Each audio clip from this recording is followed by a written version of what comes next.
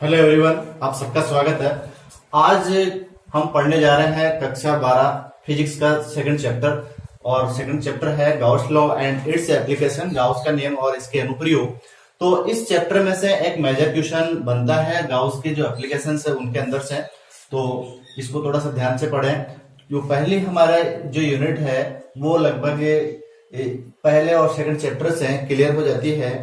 तो यहां तक आपको क्लियर है तो एक मेजर क्वेश्चन लगभग आप 4 नंबर आराम से ला सकते हैं। तो सबसे पहले हम इसमें पढ़ेंगे विद्युत फ्लक्स, इलेक्ट्रिक फ्लक्स। तो ये विद्युत फ्लक्स क्या है? हमने विद्युत के बारे में पढ़ा है कि विद्युत क्षेत्र पढ़ा है, आवेश होता है कि जैसे एक बार मैं रिवाइज करवा देता हूँ। ये कोई बिंदु आवेश है, ये अपने चारों ओर क्या उत्पन्न करेगा? विद्युत क्षेत्र उत्पन्न करेगा, जिनको क्षेत्र रेखाओं के द्वारा, बल रेखाओं के द्वारा हम दर्शाते हैं। तो यहाँ हम देखें विद्युत फ्लक्स। तो विद्युत फ्लक्स की परिभाषा मैंने लिखा है कि विद्युत क्षेत्र में स्थित किसी पृष्ठ के अभिलंबवत गुजरने वाली कुल बल रेखाओं की संख्या को। सपोज ये हमारे पास में क्या है? विद्युत क्षेत्र है, और इस विद्युत क्षेत्र के अंदर हम कोई भी पृष्ठ रखेंगे। तो इस पृष्ठ, ये पृष्ठ हमने रखा है मान लो, तो इस पृष्ठ के तल के अभिलंबवत, इस पृष्ठ में से गुजरने वाली जो बल रेखाएं होगी, उन बल रेखाओं की संख्या को ही हम क्या कहेंगे? विद्युत फ्लक्स। ठीक है, तो ये शायद क्लियर हो गया होगा। इतना सा है विद्युत फ्लक्स की परिभाषा कि विद्युत क्षेत्र में स्थित कोई भी पृष्ठ हो सकता है, इस टाइप से हो सकता है। तो इस पृष्ठ से गुजरने वाली कुल रेखाओं की संख्या को विद्युत फ्लक्स कहेंगे। अब ये क्या है कि जो क्षेत्र है, पृष्ठ है और विद्युत क्षेत्र है, ये अलग अलग प्रकार से हो सकता है। यदि विद्युत क्षेत्र क्या है? समान है, एक समान है, और जो हमारा पृष्ठ है वो क्या है? समतल है। तो पहला है यदि विद्युत क्षेत्र, जिसको हम किसे लिख देंगे? इसे विद्युत क्षेत्र ई वेक्टर एक समान हो तथा पृष्ठ कैसा हो? समतल, समान तथा पृष्ठ समतल हो तो विद्युत फ्लक्स। तो विद्युत फ्लक्स, तो विद्युत फ्लक्स इसको हम किससे लिखेंगे? फाई से। तो फाई बराबर हो जाएगा ए डॉट, ये पृष्ठ जो है इसको हम लिख सकते हैं ऐसे या ऐसे। तो यहां पर हम ऐसे लिख देते हैं, तो ये हो गया एस। तो यहां मैंने लिखा है क्षेत्रफल सदिश। इसको क्या कहेंगे हम? क्षेत्रफल सदिश, क्षेत्रफल सदिश। और इसको अगर आप आगे हल करेंगे तो हो जाएगा phi is equal to E S cos theta. यहां ये जो थीटा है ये क्या है? ई व एस के अभिलंब, अर्थात जो ये पृष्ठ होगा इसकी जो दिशा होगी वो क्या होती है? क्षेत्रफल की दिशा इसके पृष्ठ के अभिलंबवत होती है। तो इन दोनों के मध्य कोण, तो यह है ई व एस के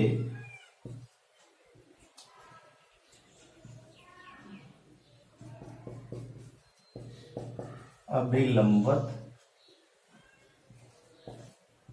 कोण। अब थोड़ा सा इसको समझेंगे कि क्षेत्रफल सदिश क्या है। क्षेत्रफल को हमने सदिश क्यों माना है? वैसे तो जो क्षेत्रफल है वो क्या होना चाहिए? स्केलर क्वांटिटी होनी चाहिए, तो अदिश राशि। तो हम देखें कि थोड़ा सा मैं एग्जांपल लूंगा। जैसे हमारे पास में पानी है और ये पानी किसी बकेट के अंदर भरा हुआ है, ठीक है, या स्टोर हो रखा है इसके अंदर ये पानी। तो इस पानी को हम क्या कहेंगे? क्योंकि इसको जहां भी जैसे डालेंगे, स्टोर हम करेंगे, तो उसी के अकॉर्डिंग रहेगा, इसकी कोई निश्चित डायरेक्शन नहीं होगी। तो इसको हम क्या कहेंगे? अदिश। तो अभी कौन सी राशि के अंदर है? ये अदिश फॉर्म के अंदर है।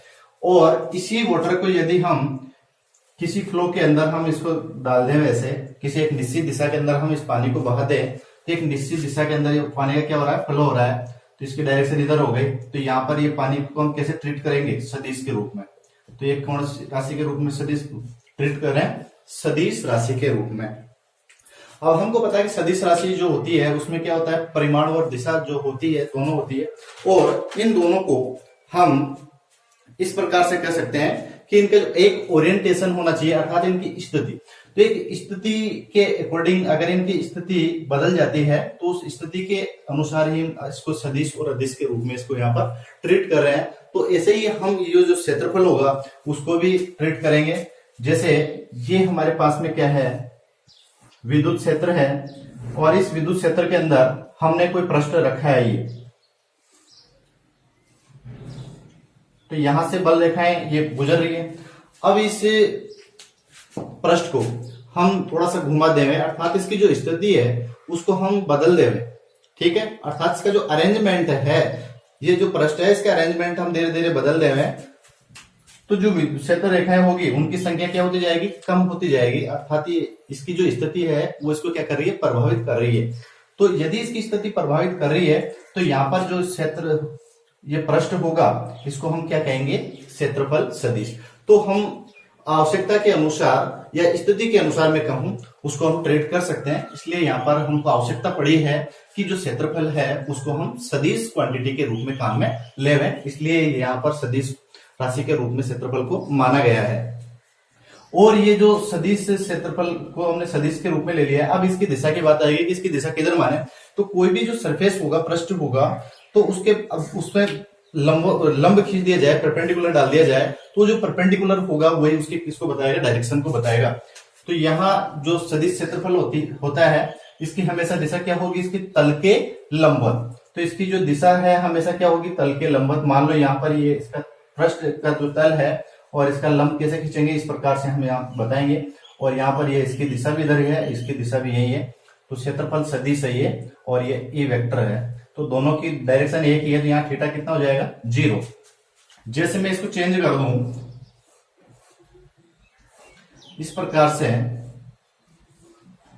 तो यहां पर ये इसकी दिशा तो ये है, और यहां पर इसकी दिशा किधर हो जाएगी, ये दिशा हो जाएगी इसकी, क्योंकि इसके तल के लंबवत हमको लेना है। और यहाँ इस कोण को हम क्या मान लेंगे, थीटा कोण। तो हमने लिखा है कि जो थीटा है, थीटा क्या है, ये सदिश क्षेत्रफल, ये विद्युत क्षेत्र हुआ है, क्षेत्रफल सदिश की दिशा के या इसके क्षेत्रफल सदिश के लंबवत कोण है, ठीक है। तो यहाँ पर ये थीटा जो है ये इसके साथ में नहीं है, ये ध्यान रखना है कि पृष्ठ के साथ में, जैसे पृष्ठ है, ये पृष्ठ यहाँ पर इसके साथ में कोण बना रहा है, तो पृष्ठ के साथ में नहीं लेना है, क्योंकि कुछ न्यूमेरिकल आएंगे, न्यूमेरिकल में हम करेंगे, तो न्यूमेरिकल में भी आपका विशेष ध्यान रखना है कि ये जो थीटा है ये पृष्ठ के और विद्युत क्षेत्र के मध्य का कोण नहीं है, ये इसकी दिशा, क्षेत्रफल सदिश की दिशा और ये विद्युत क्षेत्र के मध्य का कोण है, ठीक है।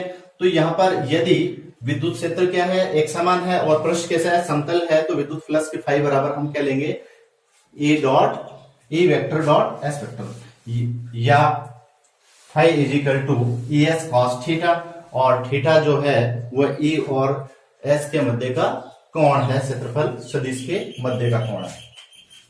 अब दूसरी स्थिति हमारे पास में आती है कि यदि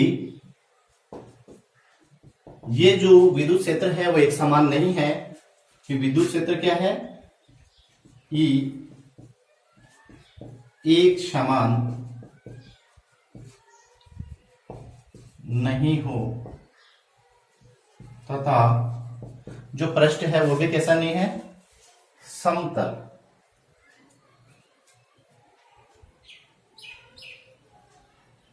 समतल, ठीक है, और पृष्ठ भी कैसा नहीं है,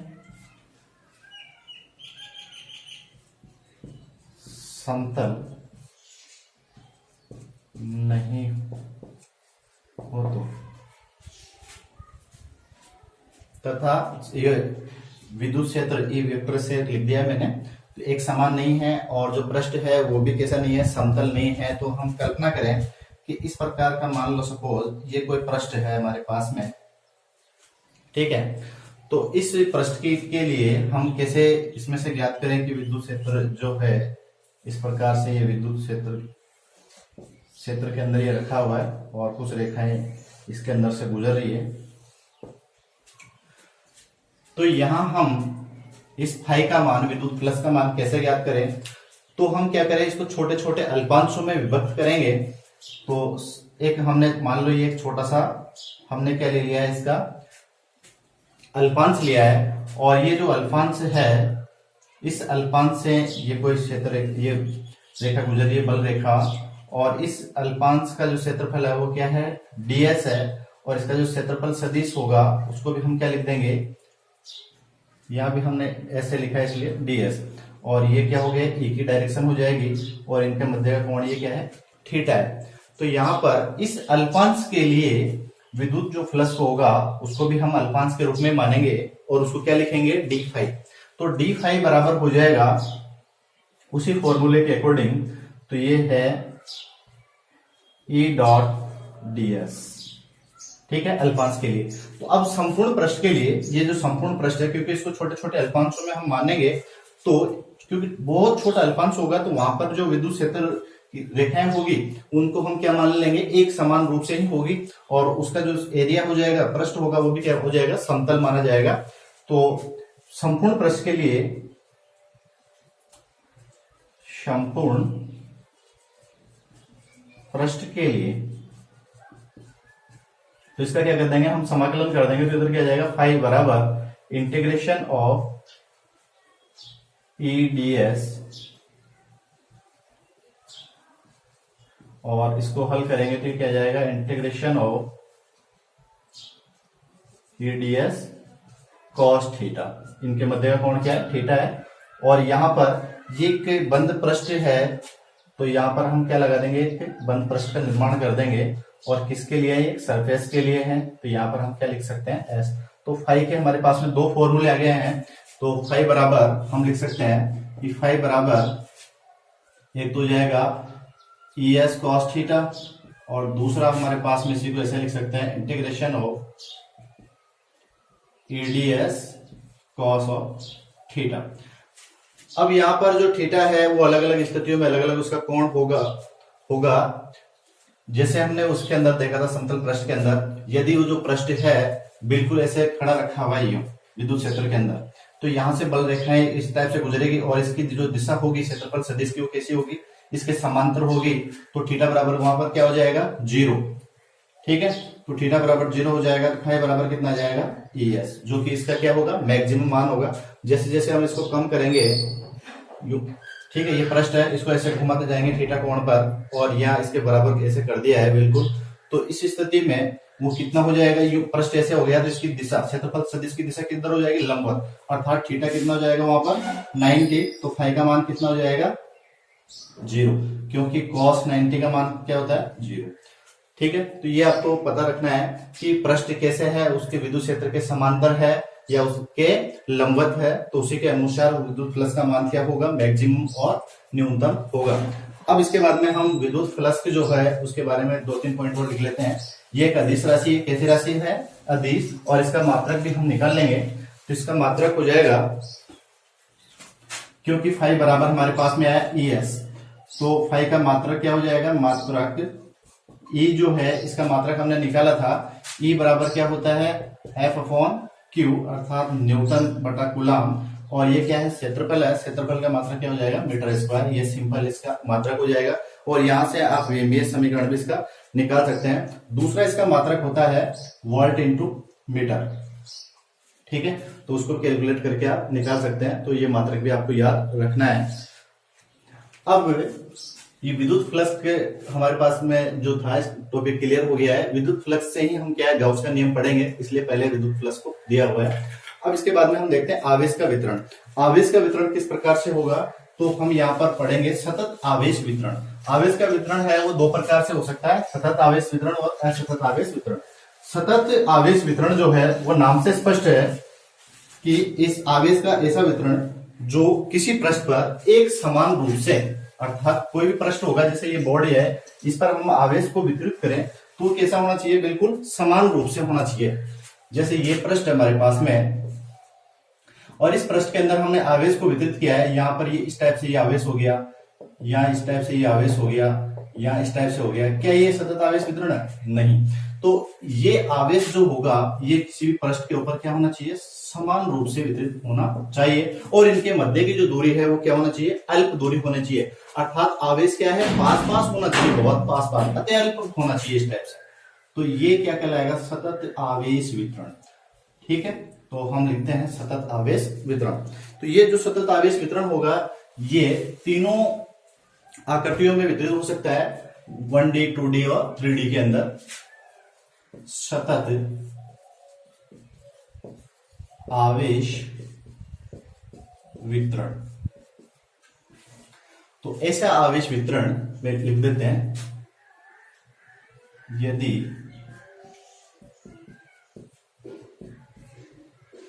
आवेश का वितरण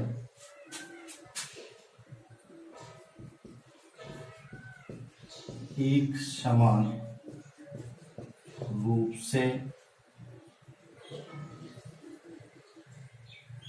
हो तथा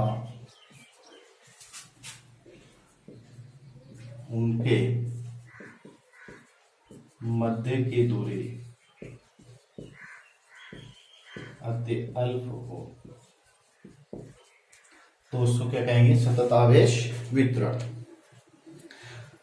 तो ये जो आवेश वितरण है, इसकी दूसरी परिभाषा हम, क्योंकि मैंने कहा कि 1D 2D और 3D के ऊपर भी इसको क्या करेंगे, हम वितरित करेंगे, तो यहाँ पर एक दूसरी परिभाषा है कि किसी लंबाई के अनुदिश या पृष्ठीय क्षेत्रफल, जैसे ये लंबाई 1D आकृति हो जाएगी, तो किसी लंबाई के अनुदिश या पृष्ठ पर पृष्ठ, तो कोई भी हम क्षेत्रफल उसका लिख देंगे सॉरी, और पृष्ठ पर अथवा उसके संपूर्ण आयतन में समान रूप से वितरित हो।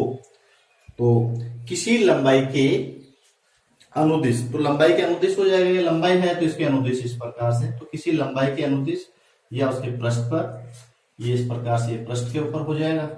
तो पृष्ठ जो होगा, पृष्ठ के कहां मानेंगे हम? बाहर बाहर हो जाएगा पृष्ठ के ऊपर इस प्रकार से, या उसके आयतन में समान रूप से वितरित हो, तो उससे हम कहेंगे सतत आवेश वितरण। अब सतत आवेश वितरण जो है वो कितने प्रकार का होगा? 3 प्रकार से हम पढ़ेंगे इसी आकृति के आधार पर। एक हो जाएगा रेखीय आवेश वितरण, दूसरा हो जाएगा पृष्ठ आवेश वितरण या क्षेत्रफल आवेश वितरण, और तीसरा हो जाएगा आयतन आवेश वितरण। तो सबसे पहले हम पढ़ेंगे रेखीय आवेश वितरण। 3 प्रकार से आवेश का हम वितरण कर सकते हैं। तो पहला है रेखीय आवेश वितरण। तो रेखीय आवेश वितरण क्या हो जाएगा कि यदि किसी आवेश का वितरण किसी रेखा पर समान रूप से या किसी तार की लंबाई पर, एक तार लेंगे तो तार की लंबाई पर या तार पर समान रूप से वितरित हो, तो उसको हम क्या कहेंगे? रेखीय आवेश वितरण। तो किसी वस्तु या तार की लंबाई के अनुदिश यदि किसी तार की लंबाई के अनुदिश आवेश समान रूप से वितरित हो, तो इससे रेखीय आवेश वितरण कहते हैं। तो सिंपल परिभाषा लिख लिया हमने। या किसी वस्तु कैसी हो सकती है? जो 1 डायमेंशन के अंदर हो, एक दिशीय, जैसे तार हो सकता है, कोई भी हमारे पास में रिंग हो सकती है, या कोई पतली छड़ हो सकती है। तो ये सब हम पढ़ सकते हैं कि किसी तार, रिंग या कोई छड़ जो पतली बिल्कुल हो तार जैसे, तो उन पर आवेश का वितरण किस प्रकार से हो? एक समान रूप से हो, उनकी दिशा के अनुदिश हो। ठीक है, तो उसके हम क्या कहेंगे? रेखीय आवेश वितरण। अब इस रेखीय आवेश वितरण के अंदर ही हम पढ़ेंगे रेखीय पृष्ठ आवेश घनत्व। तो इसी के अंदर हम पढ़ेंगे रेखीय पृष्ठ आवेश घनत्व, और इसको हम लिखेंगे लेमड़ा से। किसे लिखते हैं हम? इससे लेमड़ा से। तो यहां पर लंबाई के अनुदिश हमने इसको वितरित किया है, तो इसकी परिभाषा क्या हो जाएगी कि प्रति एकांक लंबाई पर, कि प्रति एकांक लंबाई पर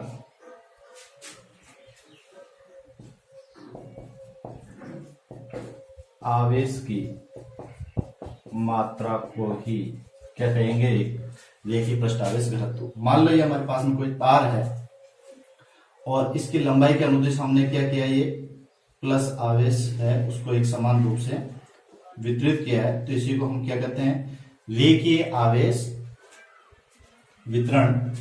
अब ये जो तार है इसमें एक हम छोटा सा एक अल्पांश ले लें इस तार का, ये एल लंबाई का तार था पहले मान लो, अब इसका हमने अल्पांश लिया ये, तो ये अल्पांश क्या हो जाएगा इसका, डीएल अल्पांश।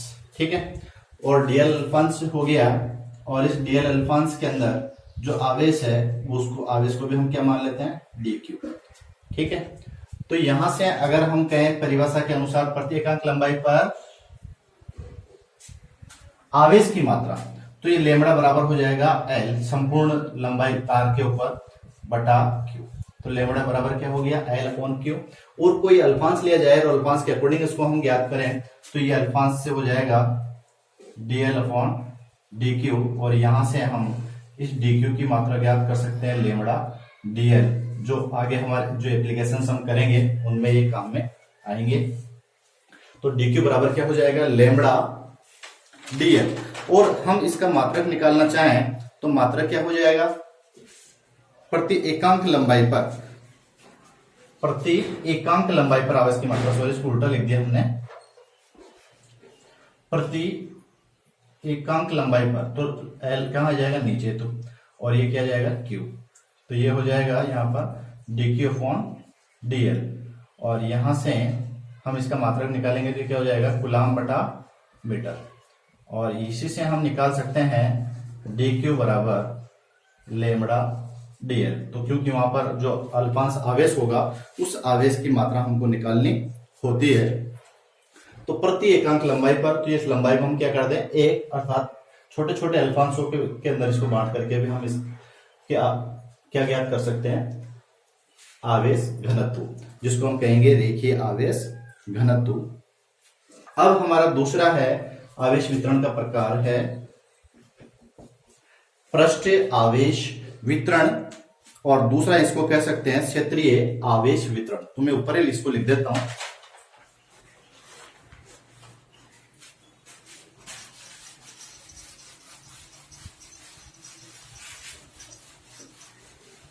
पृष्ठ आवेश वितरण या क्षेत्रफल आवेश वितरण।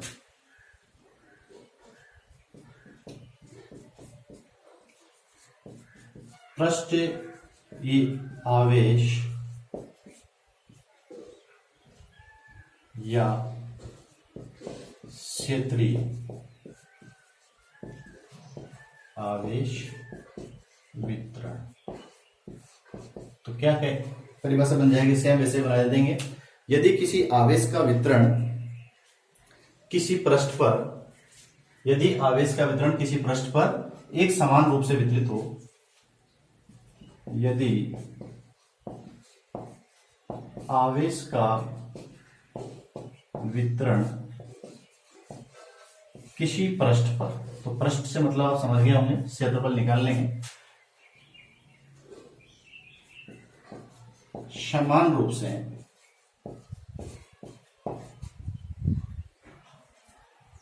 वितरित हो, तो इससे क्या कहेंगे, पृष्ठ आवेश या क्षेत्रीय आवेश वितरण। ठीक है, और इसी से हम वही आवेश घनत्व निकालेंगे, तो कौन सा आवेश हो जाएगा, वहां रेखीय आवेश घनत्व निकाला था, और यहाँ कौन सा हो जाएगा, वो रेखीय आवेश घनत्व था, वहां शायद पृष्ठ लगा दिया था, पृष्ठ को आप क्लियर सही कर लेना, ये हो जाएगा पृष्ठ आवेश घनत्व, पृष्ठ आवेश घनत्व। पृष्ठ आवेश घनत्व क्या हो जाएगा, प्रति एकांक क्षेत्रफल पर, तो यहां क्या करेंगे हम, प्रति एकांक क्षेत्रफल पर